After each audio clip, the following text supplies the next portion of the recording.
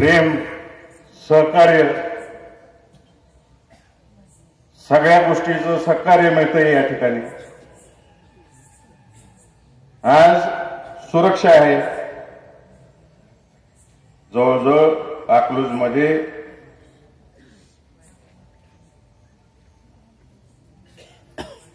अनेक डॉक्टर म्हणजे जवळजवळ 150च्या आसपास डॉक्टर आहेत. आपले दवाखाने व्यवस्थित चालत आहेत आणि दर 6 महिन्याला एक नवीन दवाखाना अकलूजमध्ये उघडला जातो आणि ते यशस्वीरित्या चालवला जातो. नाना बरोबर आहे का नाही? जर दुसरं काय असतं तर आली असती का ही मंडळी? त्यांनी सेवा बजावली असती का? एवढी व्यापारी निर्माण झाले असते का गावात? मला त्या विषयात घुसायच नाही, घुसणार पण नाही. माझ्या थोरल्या बहिणीने मला माझ्याकडून शब्द घेतलाय, रेणू दीदीने, तुझ्या तोंडाला कोलप लाव.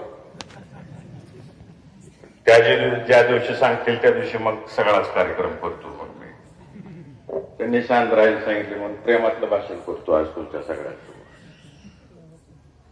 शेवटच्या दिवशी येतीलच त्या, त्यांचा आदेश घेऊन काय बोलायचं ते बोलतो. मग मी 45,000 विद्यार्थी शिकतात आपल्या अकलूजमध्ये, 2,500 शिक्षक आहेत. 2,500 शिक्षकांचा पगार घेतो, त्याची बाजारपेठेत उल्हाट आली होती. ती कुणामुळे होती याचा विचार करत नाही.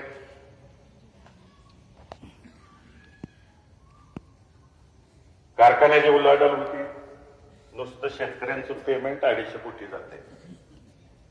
म्हणजे काय उलाढाल होत असेल आपल्या गावामध्ये? अकलूजमध्ये या जिल्ह्यात काम केलेले अनेक अधिकारी रिटायरमेंट नंतरचं सगळ्यात निवांत शहर कुठलं तर अकलूज म्हणून इथं प्लॉट घेतात आणि इथं राहतात आणि इथं आपल्या मुलांना शिक्षण देतात. इंदापूर तालुका असू दे, इकडं शेजारी माढा तालुका असू दे, मान मसवड तालुका असू दे, सांगोला तालुका असू दे, इथले अनेक व्यापारी अकलूजमध्ये येऊन स्थायिक झाले. आज सोन्या चांदीची दुकानं सगळ्यात जास्त कुठली आहेत? मान तालुक्यातली आणि सांगोला तालुक्यातली आणि आटपाडी तालुक्यातली अकलूजमध्ये. जे कोण काय बोलतोय तसं असतं तर ही मंडळी आली असती काय? एवढी मोठी मोठी दुकानं थाटली असती का? एक तर पंढरपूरचे, मी त्यांच्या दुकानाचं उद्घाटन केलं तर ते इथं पंढरपूरमध्ये नसतात. 30 वर्ष झाले ते नेपाळमध्ये राहतात. नेपाळमध्ये सोन्या चांदीचं दुकान आहे. त्यांनी पंढरपूर तालुका सोडून अकलूज निवडला आणि अकलूजमध्ये दुकान टाकलं. काय टाकलं तर इथं सुरक्षितता आहे, हमी संरक्षणाचं. इथं काय होणार नाही की नेपाळमध्ये बसलेल्या व्यापाऱ्याला कळतंय आणि इथले लोक काय तर बोलतात.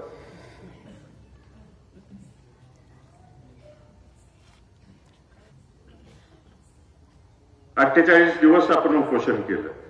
तुम्ही आम्ही सगळ्यांनी केलं उपोषण. दादांसहित सगळ्यांनी केलं. आज जे नगरपालिका इलेक्शनला उभे आहेत किंवा त्याचं नेतृत्व करतात यातला एक जण तर उपोषणाला आला होता का विचार करा. आज पद मिळवायचं म्हणून हे सगळे आमच्यावर बोलत सुटलेत, इलेक्शन लावलं. एक किस्सा सांगतो. मी जेव्हा अकलूजचा उपसरपंच झालो, माझ्यावर विठ्ठलराव गायकवाड झाले, दादा मोरे झाले, नंदकुमार रास्ते झाले. या तिघांनी नेतृत्व केलं गावचं आपल्या. हे नेतृत्व करत असताना जेव्हा ग्रामपंचायतचं इलेक्शन लागणार होतं तेव्हा माळशिरसला आम्ही बसलो होतो, फॉर्म भरत होतो बाळदादांनी.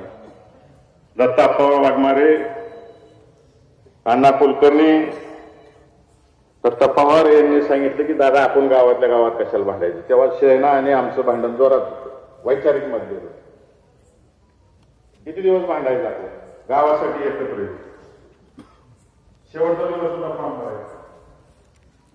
बाळदादांनी माझ्यासमोर त्यांना सांगितलं की यावेळेस तुम्ही माघार घ्या, पुढच्या वेळेस आपण नक्की विचार. आणि त्या सगळ्यांनी मान दिला दादांना. मान दिल्यानंतर आपण सलग शिवबाबा जोपर्यंत सरपंच होता तोपर्यंत सेनेच्या 1-2 ग्रामपंचायत सदस्य केले. ही प्रेम आहे या गावात एकामेकावर असलेला. वैचारिक मध्यस्थिती असू द्या तर गावचा विकास झाला पाहिजे. गावच्या विकासाच्या दृष्टिकोनातून सगळ्यांनी काम केलं पाहिजे. आम्ही कधी एकामेकाच्या विरोधात विष काढवलं नाही, कोणत्या खालच्या स्तराला जाऊन एकामेकावर बोललो नाही, कारभारावर टीका केल्या. आणि ती संस्कृती अजिबात कोणी घालून दिलेली नाही. मोठ्या दादांचं तर तुम्हाला सगळ्यांना माहिती आहे, संयम ठेवा आणि आपापलं काम करत राहा. तीच आम्ही पाळलेलं आहे. मी सरपंच असताना गावात 6 जिल्हा परिषद शाळा होत्या. 6 जिल्हा परिषद शाळा असताना त्या शाळेमधली सगळी मुलं खाली बसून शिकत. खाली बसून शिकत असताना त्यावेळेस ते सांगितले, एक सुद्धा वाढदिवसाचा पोस्टर तुम्ही गावात लावायचं नाही. जेवढा पोस्टरला खर्च करताय तेवढा बेंचला तुम्ही पैसे द्या, त्याच्यावर तुमचं नाव टाका. अशा अकलूजमधल्या 6च्या 6 जिल्हा परिषद शाळा ज्यावेळेस शासन बेंच देत नव्हतं, वह्या पुस्तकात देत नव्हतं, ड्रेस देत नव्हतं, त्यावेळेस या गावातल्या तुम्ही नागरिकांनी कार्यकर्त्यांनी बेंचेस दिले आणि जिल्हा परिषद शाळेची पोरं बेंचवर बसून शिकायला. डिजिटल शाळा महाराष्ट्रात कुठं सुरू झाली तर ती पहिली अकलूजमध्ये सुरू झाली, आपल्या कौलारू शाळेमध्ये. त्याच पद्धतीनं आपण वह्या फ्री दिल्या, पुस्तकं फ्री दिली, पेन सहित दप्तरासहित कपड्यासहित मुलांना दिलं. नंतर शासनाच्या योजना आल्या. मागाशी मी म्हणलं 25 वर्ष पुढे आहे प्रत्येक गोष्टीमध्ये. राज्यातली पहिली ग्रामपंचायत जी कॉम्प्युटराईज झाली, बिलं सगळी कॉम्प्युटरवर निघायला. दादांनी एक पैंडा काढून दिला होता आपल्याला, मोठ्या दादांनी, आणि तो अजूनपर्यंत ठेवलाय आपण काय. ते आम्ही किंवा ते ग्रामपंचायत बॉडी किंवा नगरपालिका सदस्य कोण निर्णय घेणार नाही. जे विचारायचं आहे ते जनतेला घेऊन करायचं. आदरणीय दादांनी मी उपसरपंच झालो त्यावेळेस पहिली बैठक शिवरत्न बंगल्यावरती घेतली. गावातली सगळी लोक आली आणि गावातल्या लोकांना विचारलं काय करायचं, तुम्हाला गावात काय काय असलं पाहिजे. प्रत्येकाने मुद्दे मांडले. कुणी सांगितलं स्वच्छ पाहिजे, सुंदर पाहिजे, प्रत्येकाने मुद्दे मांडले. त्या ठिकाणी काजी गल्लीतली वयस्कर ग्रस्त होते. मला वाटतं ते ह्याचं काम करायचं, गफूर मिस्त्री नोंदी काम करायचं. तासभर सगळी घमासान चर्चा झालेली, हे पाहिजे, तो बगीचा पाहिजे, तिथं रस्ता पाहिजे, एवढा रस्ता झाला पाहिजे, ते झालं पाहिजे. गफूर मिस्त्री उठली आणि म्हणजे दादा आम्हाला काही कळत नाही बाबा, ती पॅरिस का फॅरिस काय तसं आपलं चाललं पाहिजे. मग अकलूजचा बायपास झाला.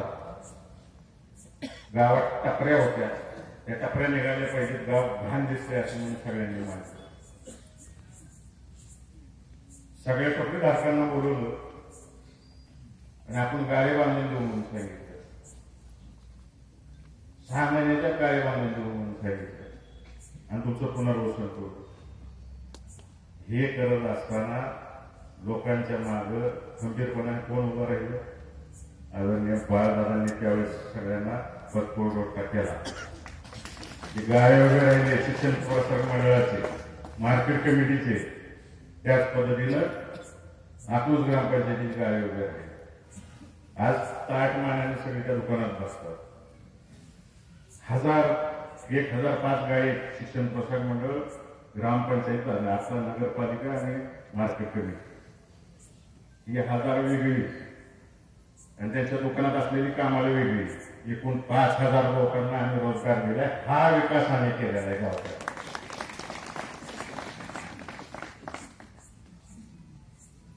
तुम्हाला आठवत असेल सगळ्या पिढीला, त्या काळामध्ये सोलापूरला दंगली होत होत्या, महाराष्ट्रावर दंगली होत होत्या, तेव्हा आमचं जुनं एसटी स्टँडमध्ये सगळ्यात प्रिय दगडफेक करायला. कोणी उठायचं दगडफेक करायचं, लगेच गाव बंद करायचं, सगळ्यात सोपा मार्ग मंडई बंद सगळं. हे मी ठरलं, मोठ्या दादांचा सल्ला घेतला, बाळदादांचा सल्ला घेतला आणि तेव्हा नुकतंच आढळला स्वच्छता अभियान आणलं होतं आपल्या राज्यामध्ये, शौचालय बांधले पाहिजे. मी ग्रामसभा बोलवली आणि गावातली जेवढी सुशिक्षित बेकार मंडळी होती आणि ह्या कृत्यात असायची ती सगळी बोलवून घेतली आणि त्यांना सांगितलं प्रत्येकाने जर 100 शौचालय बांधायला माणसांना प्रवृत्त केलं तर मागं तिथं नोकरी, मागं तिथं गाव. आज 113 पोरं नोकरी करतायत किंवा स्वतःचा व्यवसाय करतायत. म्हणजे वाईट मार्गातनं चांगल्या मार्गात आणले आहे पोरं. त्यांना 2 नंबरचे धंदे करायचे शिकवलं नाही किंवा 2 नंबरचा धंदा करायला प्रोत्साहन दिलं नाही. चांगल्या मार्गाला लावली. आज 60 माने करतील. त्यातला एक इथं समोर बसलाय अजित दायंजे. कुठे आले त्यानं 100 शौचालय बांधले. त्याला आता सगळी सर म्हणते.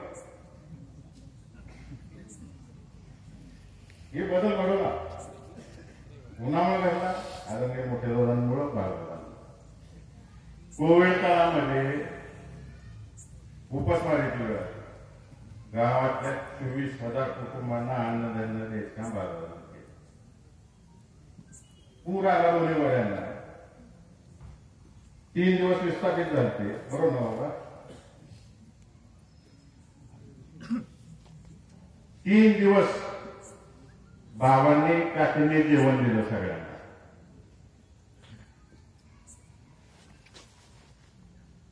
शीतलने कपडे दिले सगळ्या लोकांच्या घरात पाणी शिरलं म्हणून लहान मुलांपासून बायकांना. ह्याचं आम्ही जाहिरात केली नाही, प्रदर्शन केलं नाही. गेले कित्येक वर्ष धार्मिक विधीमध्ये अकलूज मधल्या माता भगिनी इथं धार्मिक विधी असू द्या नाही तर राज्याच्या बाहेर असू द्या नाही तर राज्यात असू द्या बाळाला नेहमी घेऊन जातात. त्याचा कधी गाजावाजा केला आणि करणारही नाही आमचं कुटुंब गाजावाजा.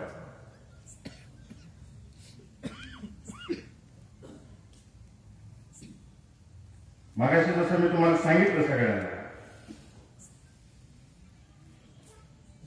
की दादांनी एक शिकवण घालून दिलेली आहे की जे करायचं ते तुम्हाला विचारून करायचं.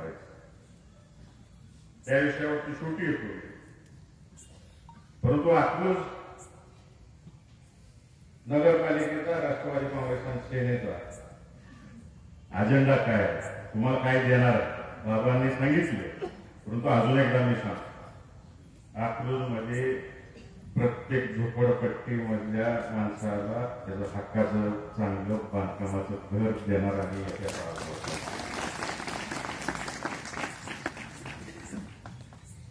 आदरणीय बाळादादांनी जी सांस्कृतिक चळवळ उभी केलेली आहे अकलूजमध्ये त्या मुलांसाठी अद्यावत असं सभागृह सांस्कृतिक सभागृह या ठिकाणी बांधणार आणि त्या ठिकाणी त्यांना ट्रेनिंग सेंटर सुद्धा उभं करणार आणि त्यातून अनेक कलाकार या राज्याला देण्याचं काम आम्ही त्या माध्यमातून करू. जुनं एसटी स्टँड आहे.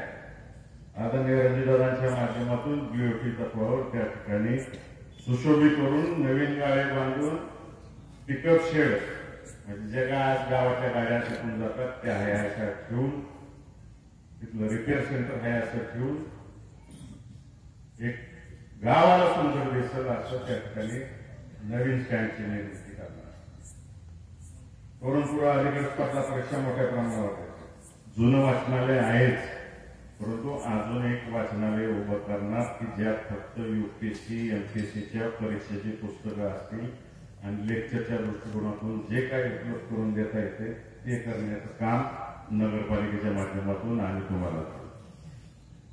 आज सगळीकडे लाईटचे खांब तुम्हाला वर दिसते त्या सगळे अंडरग्राऊंड मध्ये करून द्यायचं काम आम्ही करू. अकलूजला व्यापाऱ्यांचं शेअर बरोबर. बाबा तुम्ही मला सांगा की आपली ग्रामपंचायत संपली नगरपालिका आली. नगरपालिका आल्यापासून या ठिकाणी एक नगरसेवक आहे का तिथे सगळे सीओ शासकीय अधिकारी कारभार करते. शासकीय अधिकारी दोन कोण आणते इथं जानकर साहेबांनी सांगितलं मग आम्ही काम बघत होतो का गटरी साफ झाल्या पाहिजे ते झालं पाहिजे आम्ही बघत होतो सांगत होतो. परंतु त्या अधिकाऱ्यांवर कोणाच दबाव होता ते आमचं ऐकायचं नाही ही सगळ्या जनतेनं लक्षात ठेवलं पाहिजे. म्हणून रणजितदादांनी पाण्याची अडचण आहे म्हणून 500 कोटीची योजना आणली. आता सगळ्या नागरिकांना इतर जमलेल्या कार्यकर्त्यांना आवर्जून सांगायचं आहे तुम्हाला पटवून सांगायचं सगळ्यांना येत्या 2 वर्षामध्ये सगळं अंडरग्राऊंड ड्रेनेज होईल मग वर तुमचे चकाचक रस्ते होतील, जसे पूर्वी होते तसे सिमेंटचे असतील, काही ठिकाणी डांबरीकरणाचे रस्ते असतील, परंतु आपला कोणताही कोपरा शिल्लक राहणार नाही, याची 100% ग्वाही तुम्हाला सगळ्यांना मिळाली. तरुण पिढी इंस्टाग्राम, फेसबुक ह्याच्यावरती जे आहे अकलूज मधल्या आणि महिलांसाठी युट्यूबवर असते सगळे. जसं बाळादारांनी प्रत्येक चौकात टीव्ही लावला होता, तसं प्रत्येक चौकात ही जी बॉडी निवडून येईल ते तरुणांसाठी आणि महिलांसाठी मोफत वायफाय प्रत्येक चौकात द्यायचं काम आहे.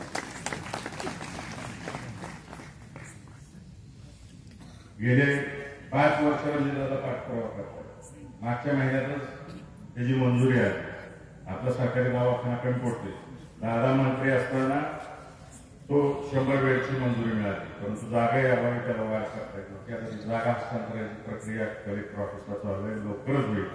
आणि आपल्या क्रीडा पोलीस कॉलनीच्या तिथं समोर अद्यावत असं आणि सगळ्या उपचाराचं शासकीय 100 बेडचं हॉस्पिटल आपण उभा करणार आहोत. गावामध्ये जास्तीत जास्त जिथं जिथं मागणे अडचणीचं ठिकाण आहे, वैयक्तिक शौचालय बांधता येत नाही, अशा प्रत्येक ठिकाणी सार्वजनिक शौचालय उभे केले जाते. गावातल्या महिलांसाठी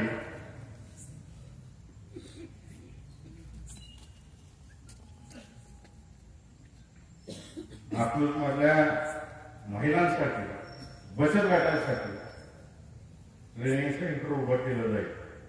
दरवर्षी 100 महिलांना जिथं जिथं भारतामध्ये मोठी प्रदर्शन भरते,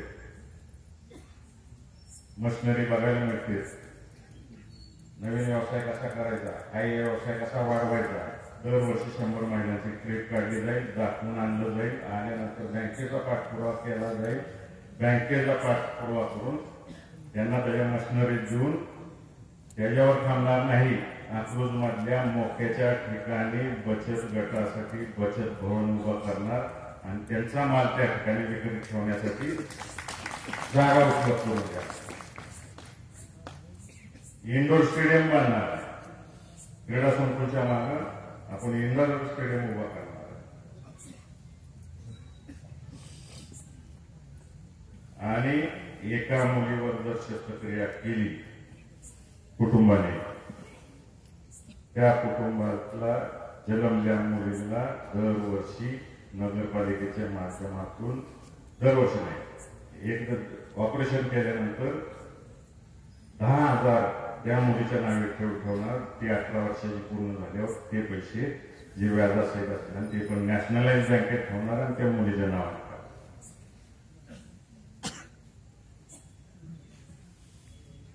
त्याच पद्धतीनं डॉक्टर बाबासाहेब आंबेडकर, अण्णाभाऊ साठे,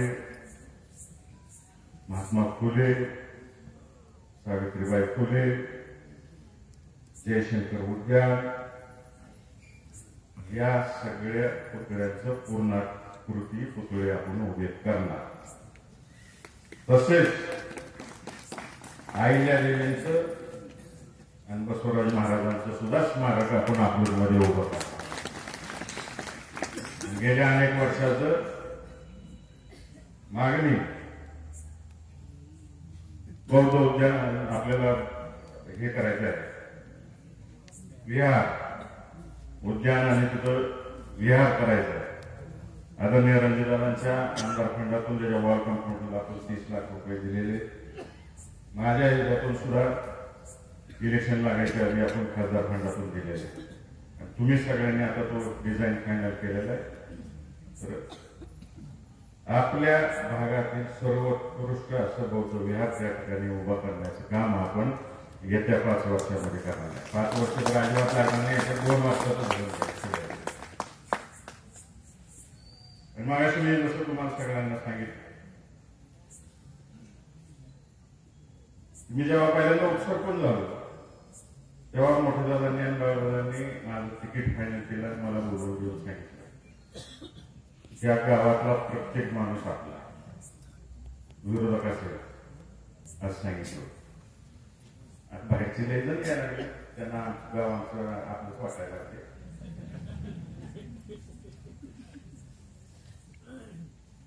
त्यामुळं शिवबाबा सयाजी सगळे उमेदवार तुम्ही सगळे नगरसेवक होणार. हे गाव आपलं आहे, या गावची माती आपली आहे आणि गावातली माणसं सुद्धा आपली आहे. आणि या माणसांसाठी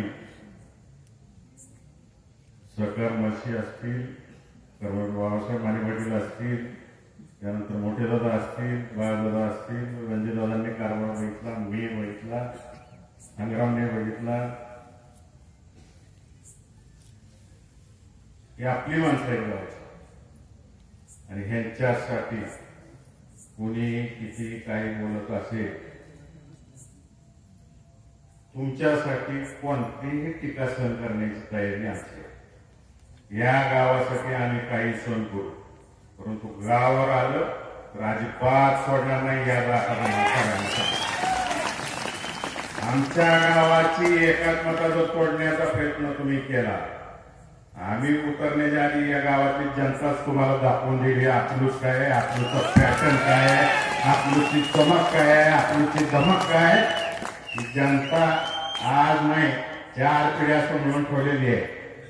आम्ही बंद दरवाजा कसंही भांडू, चव्हाट्यावर आणणार नाही, परंतु बाहेर येताना आम्ही सगळी एक म्हणून होतो. गावच्या इमारतीसाठी कोणत्याही थराला जायची तयारी, काय वाटेल ती भोगायची तयारी.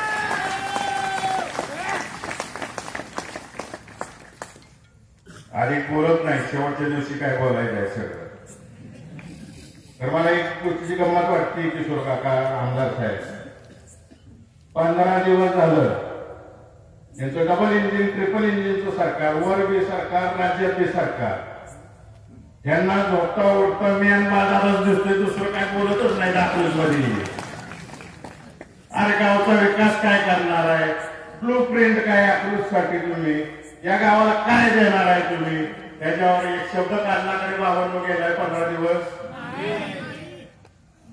जसं ते मोगलांना संताजी नकाजी दिसत होते तसं बाळाला मीच दिसतोय यांना काय. शेवटपर्यंत तेच दिसू दे तुम्हाला. आम्हाला फक्त अकलूजचा विकास दिसतो आणि त्यासाठी वाटेल ती किंमत मोजायची तयारी मोहिते पाटील आणि के पाटलांची, आमची सगळ्यांची तयारी. तुम्ही सगळे पुढे सरका, आम्ही तुमच्या पाठीमागे खंबीरपणाने उभा राहू एवढीच वय येतो आणि आपल्या सर्वांची रजा घेतो. जय हिंद, जय महाराष्ट्र.